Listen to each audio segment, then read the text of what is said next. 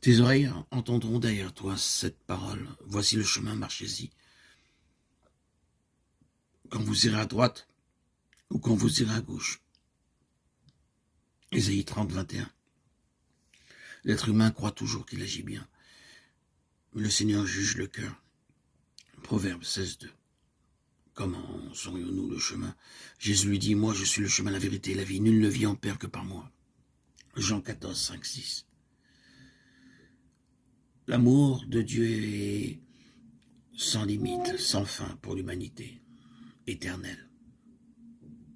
La nature et la révélation témoignent de concert en faveur de l'amour de Dieu.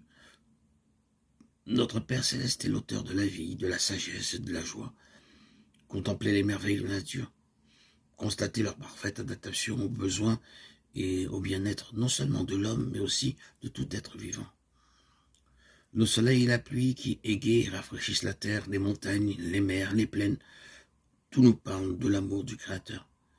C'est Dieu qui subvient aux besoins quotidiens de toutes les créatures.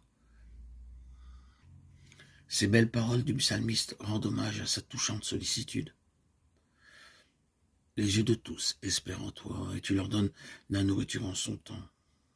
Tu ouvres ta main, et tu rassasies à souhait tout ce qui a vie. Psaume 145, 15, 16. Dieu créa l'homme saint et parfaitement heureux. Notre terre, au sortir des mains du Créateur, ne portait pas la moindre trace de corruption, ni la plus légère ombre de la malédiction. C'est la transgression de la loi de Dieu, loi d'amour, qui a été la cause de la mort et de tous nos maux.